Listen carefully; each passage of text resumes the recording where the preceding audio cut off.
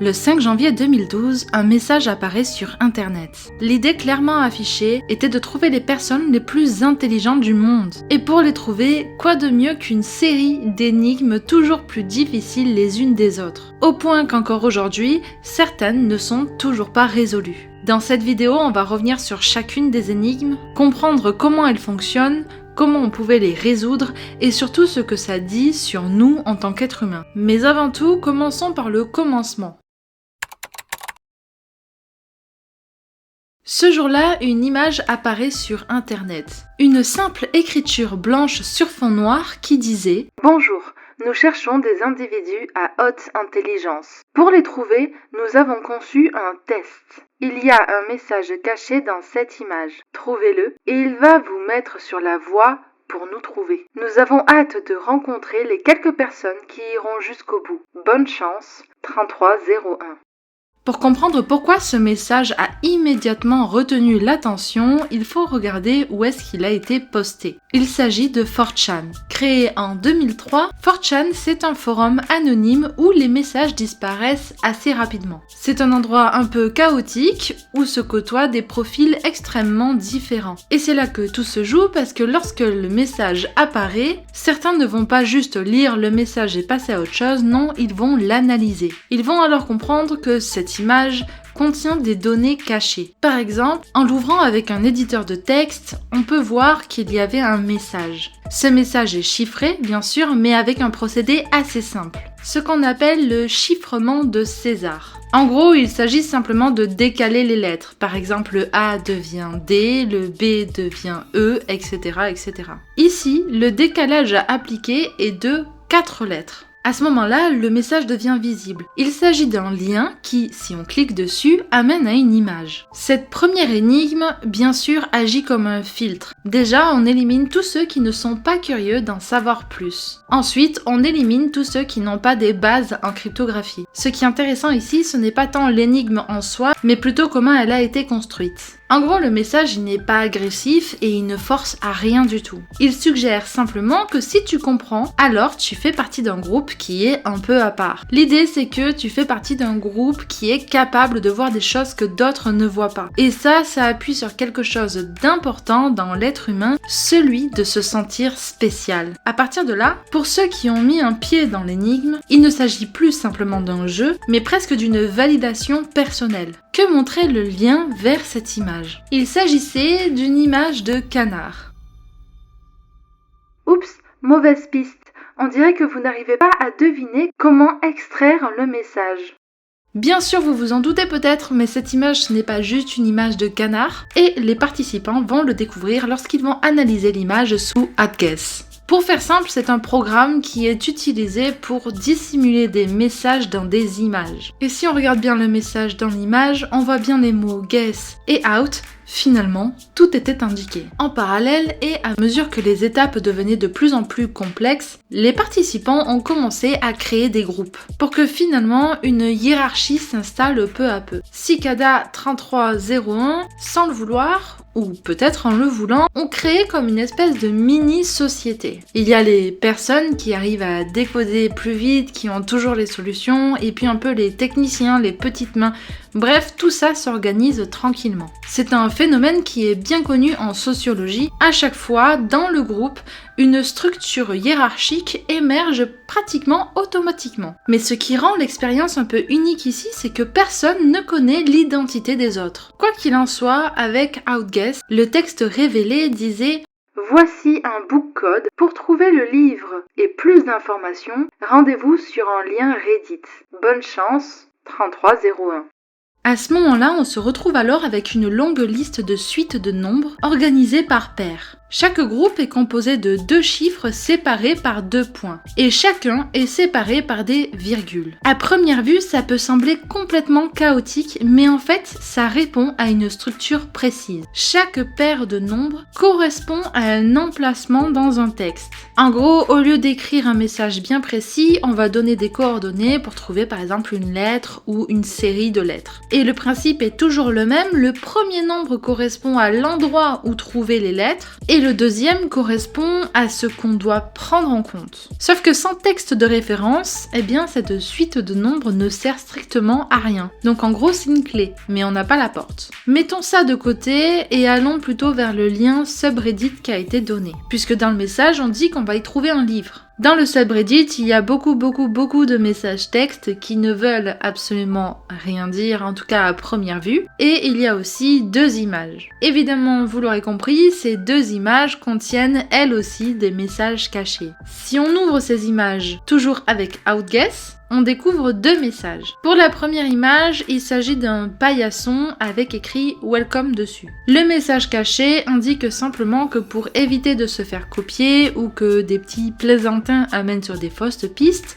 eh bien, à partir de maintenant, toutes les énigmes seront cryptées avec une clé spécifique. Cette clé, c'est ce qu'on appelle une signature PGP. En gros, je vais pas rentrer dans les détails techniques parce que déjà, j'ai rien compris, mais ensuite parce que ce n'est pas intéressant pour l'histoire, mais ce qu'il faut juste se souvenir, c'est un peu comme si on signait une œuvre. L'image suivante amène vers un fond noir toujours et un texte en blanc disant « La clé a toujours été juste devant vos yeux. Ce n'est pas la quête du Saint Graal. Arrêtez de rendre la chose plus compliquée qu'elle ne l'est. Bonne chance, 3301. » À ce moment-là, Cicada 3301 casse complètement la logique des joueurs. Tout le monde cherche des solutions complexes alors que le message nous dit justement que la solution est devant leurs yeux. Alors ils disent quand même que ce n'est pas compliqué de comprendre. Moi personnellement, j'aurais abandonné déjà à l'image numéro 1. Ce qu'il faut y comprendre, c'est que tout en haut de la page subreddit, dans ce qu'on appelle le header, on trouve une image avec des traits et des points. Ça peut ressembler à du Morse, mais en fait ça en est pas. C'est un système de numérotation Maya. Et oui, on est en 2012 et il faut croire que la fin du monde par le calendrier Maya les a inspirés. Pour la petite histoire et la petite anecdote, la numérotation Maya est quelque chose qui est connu pour sa sophistication et surtout l'usage du zéro avant l'époque médiévale. Il servait aux calculs calendaires, astronomiques ou encore architecturaux. La numérotation Maya repose sur 3 signes. Un point pour l'unité, une barre pour 5 unités et une espèce de coquille stylisée pour le 0. Les nombres sont disposés verticalement, les positions les plus basses représentent les unités et chaque étage vaut 20 fois celui du précédent, à l'exception du 3e étage qui est là juste pour s'adapter au calendrier. En gros, ça permet d'écrire des très grands nombres avec peu de symboles finalement. Quoi qu'il en soit, si on prend cette suite de traits et de points dans le header et qu'on le compare au subreddit, eh bien ça amène vers un texte. C'est un passage de Thomas Bulfinch, basé sur un ouvrage encore plus ancien, The Mabinogion. Enfin, je crois que ça se prononce comme ça. En gros, c'est un recueil de contes arthuriens gallois. L'extrait dont il est fait mention par Cicada 3301 est un recueil médiéval gallois de contes en prose. Ça mêle mythologie celtique, folklore et légende arthurienne. Ça a été rédigé entre le 11e et le 14e siècle à partir de traditions orales plus anciennes. Le voilà notre texte. Maintenant on a la clé et on a la porte. Voyons le message caché que l'on peut retrouver derrière. Encore une fois, un texte blanc sur un fond noir. Appelez-nous sur ce numéro de téléphone 214 390 9608.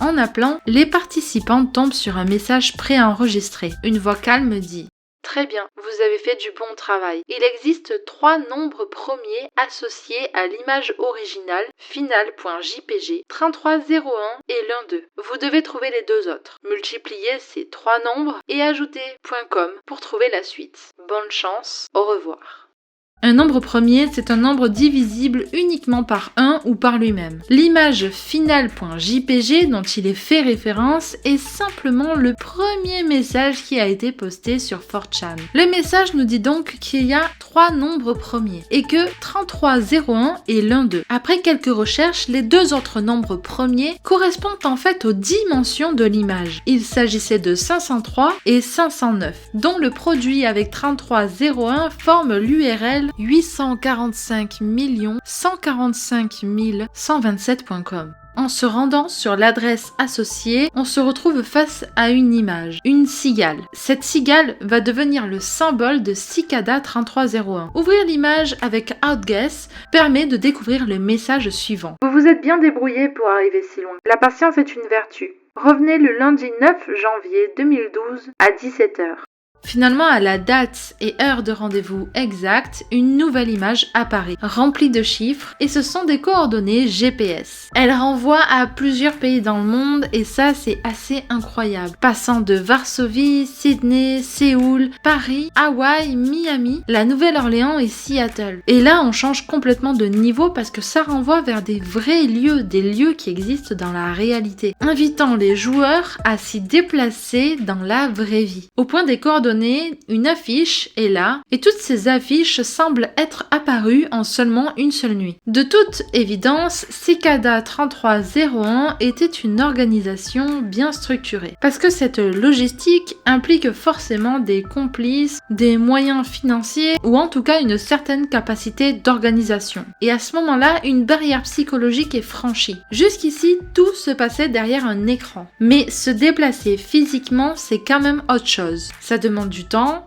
de l'énergie et un certain engagement. On parle alors d'escalade de l'engagement. Plus une personne est investie dans une activité et plus elle aura du mal à arrêter, même si la situation devient irrationnelle, toxique ou dangereuse. Mais ce phénomène, il peut être aussi lié à un autre principe, celui du pied dans la porte. L'idée est simple. Si je vous demande l'heure, ça vous engage pas à grand chose finalement et il y a toutes les chances pour que vous me répondiez. Et puis cela améliore aussi votre désirabilité sociale. Puisque vous m'avez répondu, vous paraissez plus sympa aux yeux de tout le monde. Et bien sûr, plus il y a de monde pour voir la scène où je vous demande l'heure, et plus vous êtes tenté de me répondre pour améliorer la désirabilité sociale. Sauf qu'imaginons qu'après votre réponse, je vous demande tout de suite après, est-ce que vous auriez 2 €? Eh bien, on a observé que vous avez plus de possibilités de dire oui que si j'étais venue directement pour vous demander 2 € d'emblée. Pourquoi? Parce que vous avez déjà dit oui, vous vous êtes déjà engagé une première fois sur une demande qui était moindre. Donc, vous avez plus de chances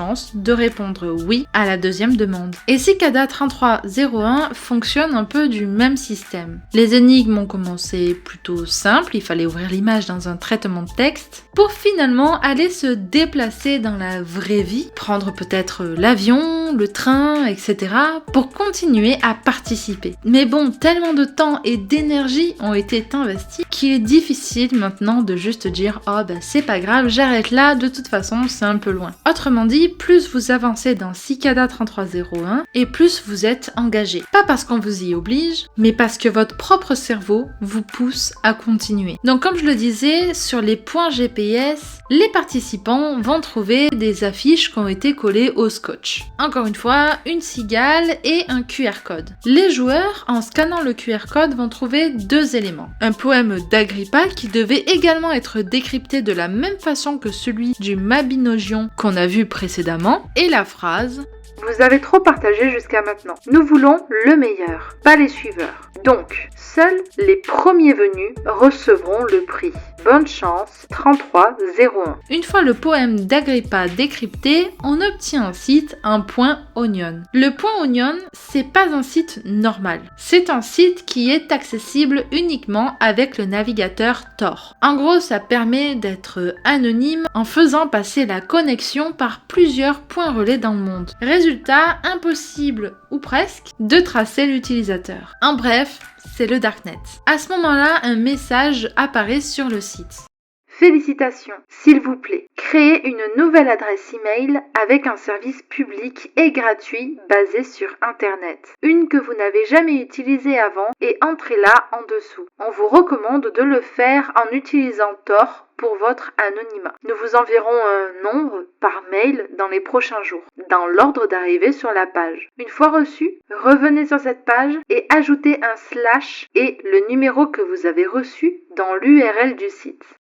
Sauf que dans la réalité, tous les participants n'ont pas reçu de numéro. Même la plupart n'ont jamais eu de nouvelles de Cicada 3301. Pour une poignée, ceux qui, eux, ont reçu des nouvelles, ce n'était pas la fin. Non, les énigmes continuaient et étaient encore plus difficiles que celles d'avant. Quoi qu'il en soit, on ne sait pas si des personnes ont réussi réellement à aller au bout de toutes les énigmes, ni combien ont abandonné et combien ont réussi. Tout ce que l'on sait, c'est qu'à partir de là, il y a eu le silence, avant qu'enfin celui-ci ne soit brisé par un nouveau message. Bonjour, nous avons trouvé les individus que nous cherchions. Ainsi se termine notre voyage d'1 mois, pour le moment. Merci pour votre implication et vos efforts. Si vous n'avez pas été capable de réussir le test ou que vous n'avez pas reçu de mail, ne perdez pas espoir. Il y aura d'autres opportunités comme celle-ci. Merci à tous. 3301. Le message se termine avec un PS, suivi d'une suite de 3 nombres interminables. Et puis, plus rien. Enfin, plus rien, sauf que 1 an plus tard, presque jour pour jour, à un jour près, le 6 janvier 2013, un nouveau message apparaît sur 4chan. Même format, fond noir et texte en blanc. Bonjour. Notre recherche d'individus intelligents continue. Le premier indice est caché dans cette image. Trouvez-le et il vous amènera sur la voie pour nous trouver. Nous avons hâte de rencontrer le peu qui arrivera à vous. Bonne chance. 3301. En modifiant la luminosité et le contraste de l'image, un détail apparaît, il s'agit de la cigale, symbole maintenant de Cicada 3301. Mais ce n'est pas tout. L'image contient également la signature PGP. Autrement dit, ce message est bien authentique et provient bien de Cicada 3301. Alors pourquoi est-ce que c'est si important d'avoir une signature PGP? Tout simplement parce que, dans certains cas, quelques participants ont partagé des informations qui sont fausses. Pas par erreur, mais pour ralentir les autres. Ce comportement est totalement humain. En clair, lorsqu'une récompense est perçue comme rare et limitée, la coopération peut rapidement laisser place à la compétition et à la manipulation. Si on passe l'image dans Outguess, on obtient un nouveau message. Bienvenue encore. Ceci est un book code. Pour trouver ce livre, résolvez cette devinette. Un livre dont l'étude est interdite, dicté une fois à une bête, à lire une seule fois puis à détruire. Sinon, vous n'aurez point de paix.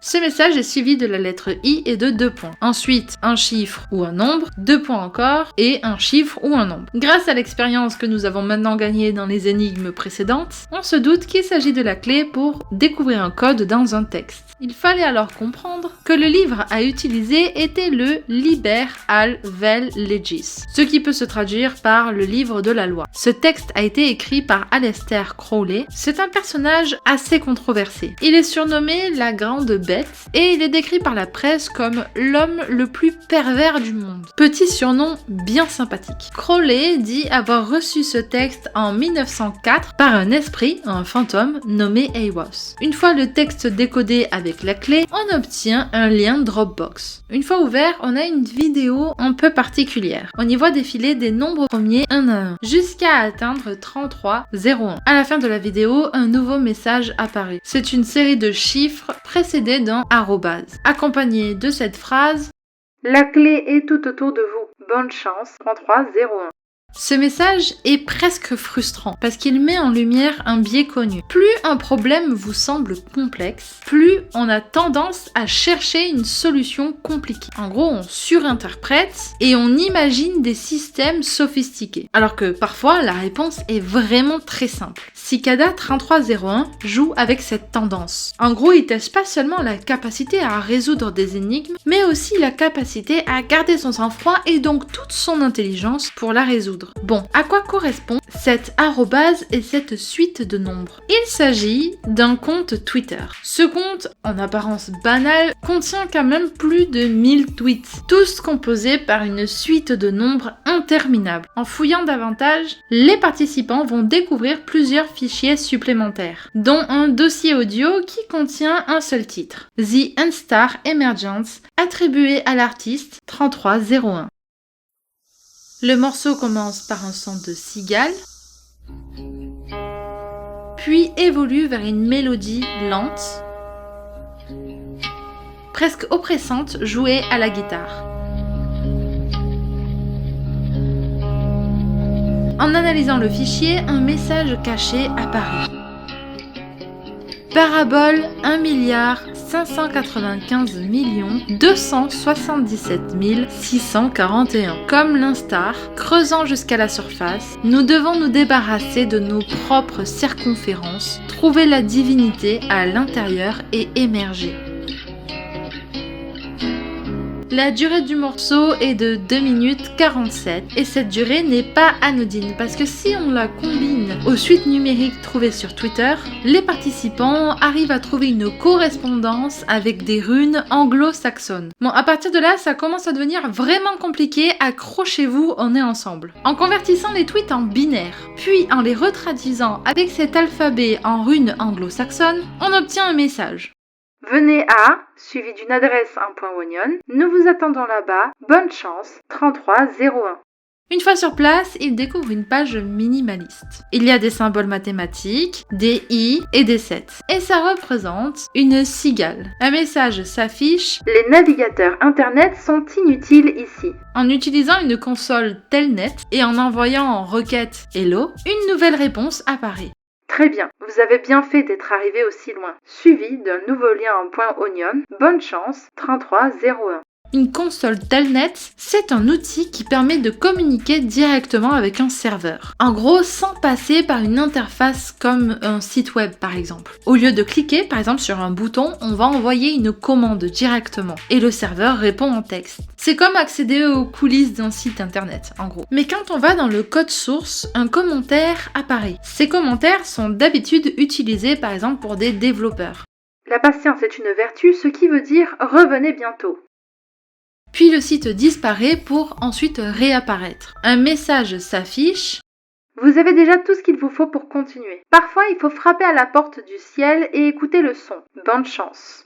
Cette phrase énigmatique mène à une nouvelle manipulation. En gros, il faut envoyer des requêtes ping à l'adresse du site. Chaque réponse contient une portion de données à assembler. À ce stade, je ne vous explique pas ce que c'est, parce que tout simplement ça n'a pas d'intérêt. L'idée là, c'est qu'on avance et qu'on essaye de savoir ce qu'il y a au bout. Cependant, si certains connaissent le système, comprennent ce que je suis en train de raconter, n'hésitez pas à le mettre en commentaire, ça aidera absolument tout le monde. Le message assemblé était alors bien joué, vous êtes allé loin. Ensuite, il y avait un lien vers le Darknet. Sur ce site, 7 coordonnées GPS. Encore une fois, ça mène à différentes villes éparpillées dans le monde, mais seulement 6 affiches seront retrouvées avant d'être vandalisées. J'imagine que la 7e a été vandalisée avant même que les participants ne la retrouvent. Chaque affiche contient un numéro de téléphone et le mot Access suivi de 2 lettres. En combinant ces éléments et à l'aide du système de runes anglo-saxonnes, les joueurs arrivent vers un nouveau lien du Dark Web. Et ce site présente un formulaire, une espèce de test. C'est pas un test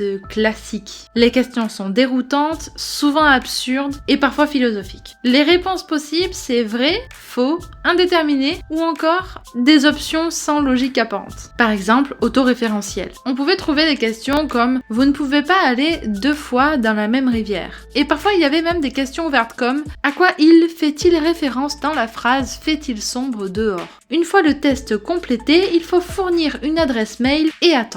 Certains affirment avoir été contactés ensuite. Ils ont été invités à travailler sur des projets, mais on y reviendra plus tard. D'autres n'ont jamais reçu de réponse, comme si tout ça n'avait jamais existé. Sauf que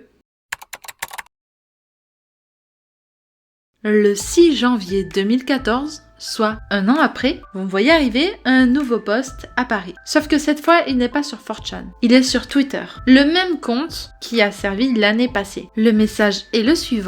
Bonjour, Épiphanie est devant vous. Votre pèlerinage a commencé. L'illumination attend. Bonne chance, 3301. Maintenant, on connaît le process, il faut ouvrir l'image avec Outguess et on trouve un poème à décrypter. Une fois décrypté, on arrive sur un site du Dark Web contenant une image composée de 4 œuvres de William Blake. En analysant cette image, 2 éléments apparaissent. Il y a 2 valeurs mathématiques, E et N, ainsi qu'un message RSA compressé. Un message RSA compressé, c'est juste un message qui a été réduit, comme un fichier compressé, un peu comme un zip. Sauf que, pour l'ouvrir, il faut une clé cryptographique. Et sans la clé, eh bien, on peut pas l'ouvrir. Quoi qu'il en soit, une fois décodé, il va révéler un message. La patience est une vertu.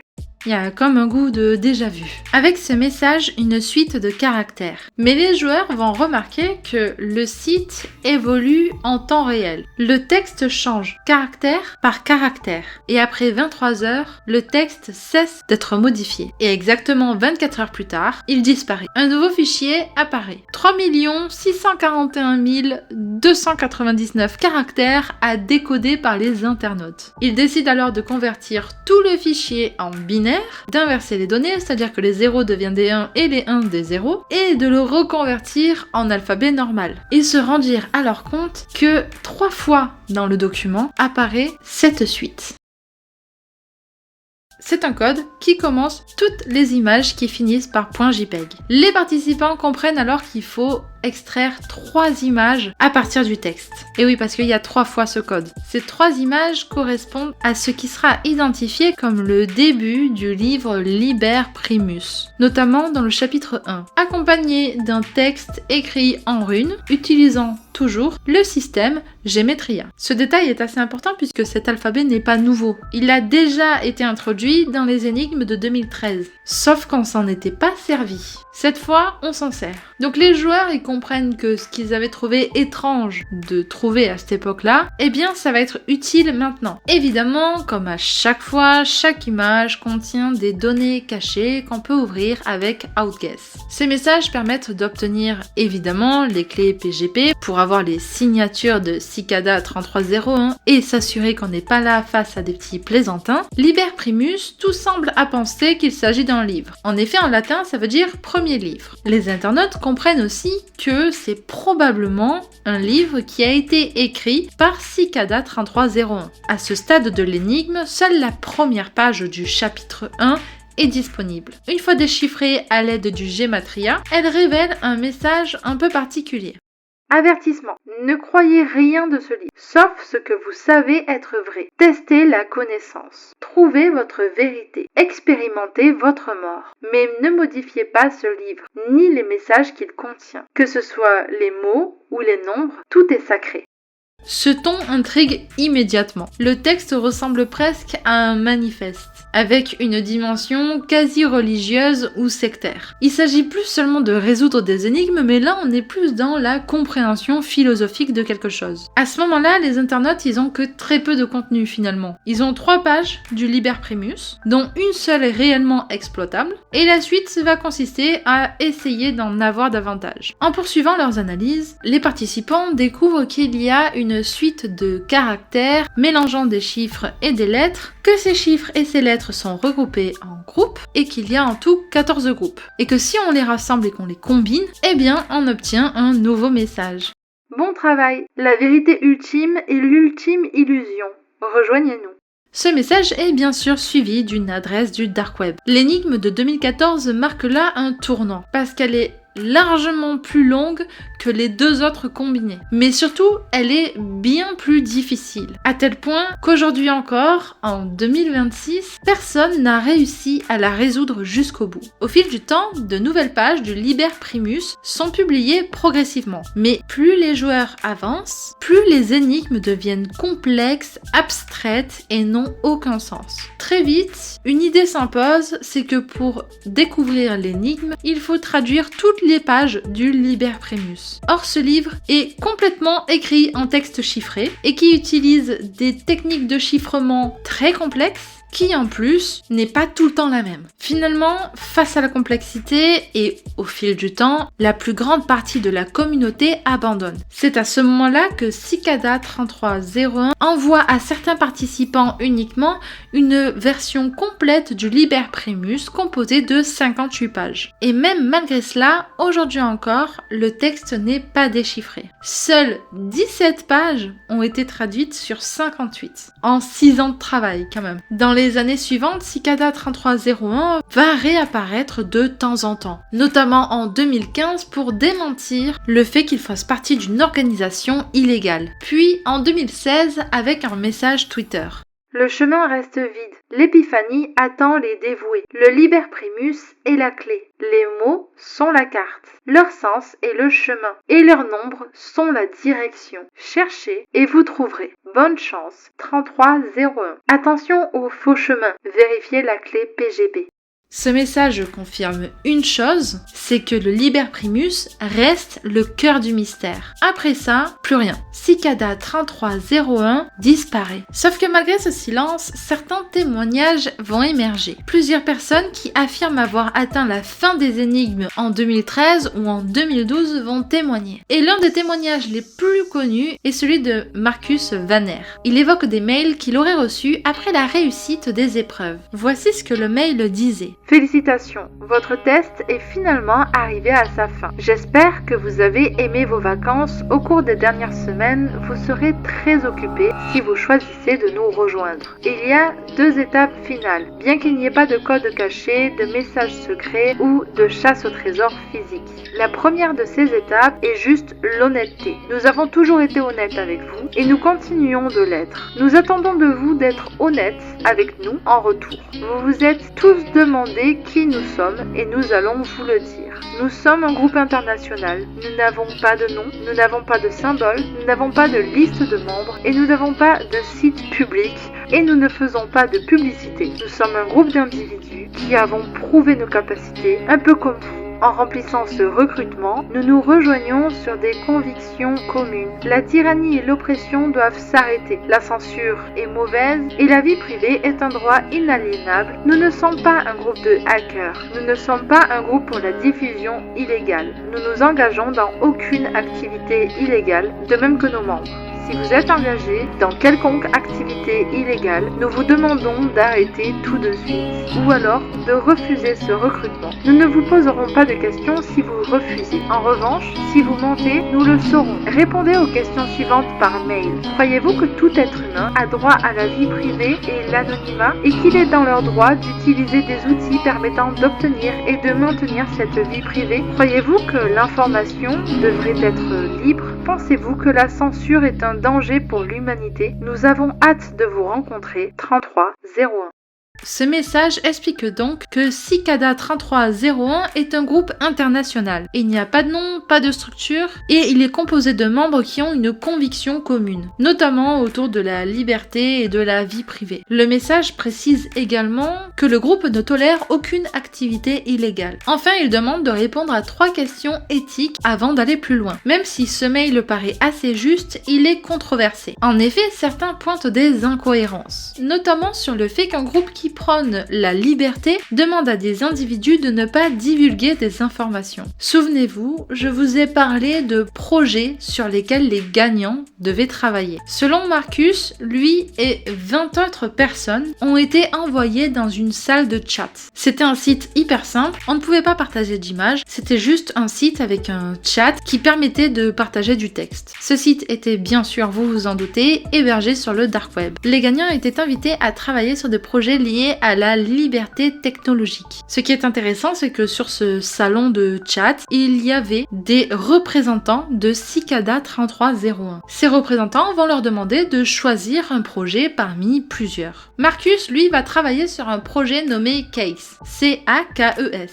pour Cicada Anonymous Key Escrow System. C'était un projet qui permettait de publier des informations si jamais un journaliste ou un lanceur d'alerte venait à disparaître d'une manière ou d'une autre. L'idée, c'est que ça ne sert à rien de faire disparaître un lanceur d'alerte, puisqu'après tout, les informations vont être diffusées quoi qu'il arrive. Sauf qu'au fil du temps, les gagnants vont juste abandonner le projet. Mais une petite poignée vont quand même y travailler jusqu'en 2013, quand il y aura la 2e série d'énigmes. Ensuite, le site a tout simplement disparu. Et toute la promo 2012 n'a jamais été recontactée. On doit juste se baser sur la parole de Marcus Vanner. Surtout que plusieurs personnes, la grande majorité, dira n'avoir jamais reçu de nouvelles. Alors, cela remet peut-être en question la théorie d'une organisation gouvernementale. Si c'était le cas, pourquoi est-ce qu'ils n'ont pas juste été recrutés? Ou alors peut-être que travailler sur ces projets fictifs était un moyen de tester les capacités de dev, par exemple, de certaines personnes. Ou alors peut-être que ces projets étaient fictifs, que c'était encore un test de recrutement qui permettrait à une organisation gouvernementale de ne recruter que les meilleurs développeurs, par exemple. Une autre hypothèse qui existerait, c'est qu'en fait c'est juste un groupe de passionnés. Ou alors des personnes qui voulaient faire une expérience sociale, voir ce qui se passerait. Ça fait beaucoup de travail pour une expérience sociale, mais pourquoi pas après tout? Certains évoquent même une dérive sectaire, surtout par rapport au livre Liber Primus. Ils ont l'impression que l'idée derrière ces énigmes, c'est d'avoir un sentiment d'appartenance à Cicada 3301, et donc de créer des adeptes.